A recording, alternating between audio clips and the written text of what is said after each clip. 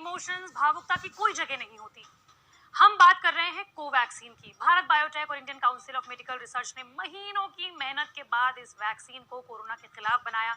नियामक संस्थाओं ने इसे मंजूरी तो दे दी, लेकिन इसके बावजूद भी ये विपक्ष के साथ साथ अलग अलग डॉक्टर्स, विशेषज्ञों के निशाने पर रहा।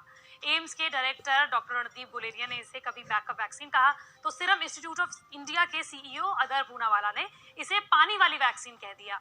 जिसके बाद भारत बायोटेक के सीईओ डॉक्टर कृष्ण इल्ला ने एक भावुक नोट लिखते हुए कहा कि हमारी वैक्सीन को नियामक संस्थाओं के द्वारा मंजूरी मिली है, हमारी वैक्सीन बैकअप वैक्सीन नहीं है, पानी वाली वैक्सीन नहीं है। लेकिन अब सवाल उठने लाजमी है। दरअसल 16 जनवरी को राष्ट्रीय टीकाकरण मिशन के तहत हेल्थ वर्कर्स को वैक्सीन लगनी शुरू हो गई, लेकिन इसके 2 दिन बाद जब 3 लाख लोगों को वैक्सीन लग चुकी थी, उसके बाद कोवैक्सीन यानी कि भारत बायोटेक ने एक फैक्ट शीट निकाली जिसमें कहा गया कि किन किन लोगों को ये वैक्सीन बिल्कुल नहीं लगनी चाहिए, नहीं तो परिणाम घातक हो सकते हैं। लेकिन क्यों?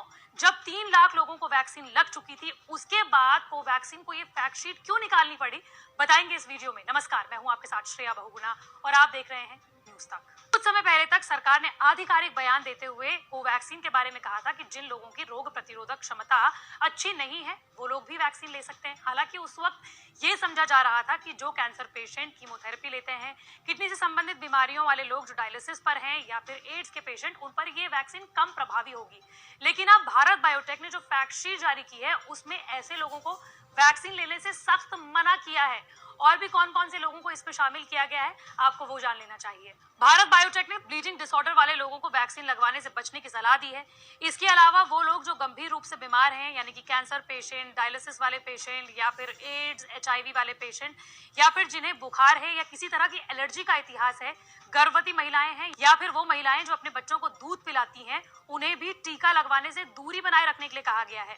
फैक्ट शीट में सुझाव दिया गया है कि अगर टीका लगवाने वाले को कोविड-19 के कोई लक्षण दिखते हैं तो इसे प्रतिकूल प्रभाव के तौर पर दर्ज किया जाना चाहिए। इसका प्रूफ RT-PCR टेस्ट का परिणाम होगा।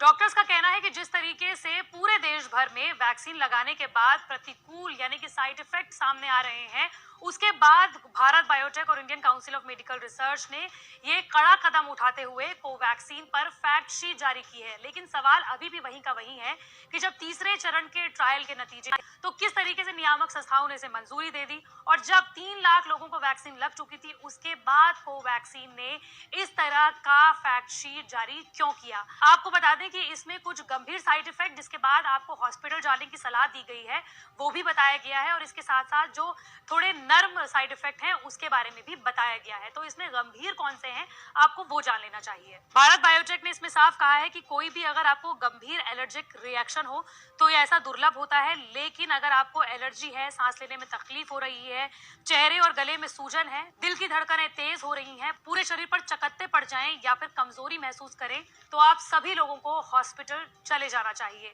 इसके अलावा फैक्ट शीट में यह भी कहा गया है कि अगर आपको किसी भी तरीके की कोई एलर्जिक रिएक्शन है तो उसके बारे में अपने वैक्सीनेटर अधिकारी या फिर वैक्सीन लगाने वाले अधिकारी को जरूर इत्तला करें। लेकिन सवाल अभी वहीं का वहीं है कि क्यों कोवैक्सीन ने फैक्ट शीट को वैक्सीनेशन प्रोग्राम के बाद जारी किया। मंडे टू फ्राइडे में इस तरह की वीडियो आप तक लाती रहूंगी। अगर आप भी किसी टॉपिक के बारे में जानना चाहते हैं तो कमेंट बॉक्स पर जरूर बताएं।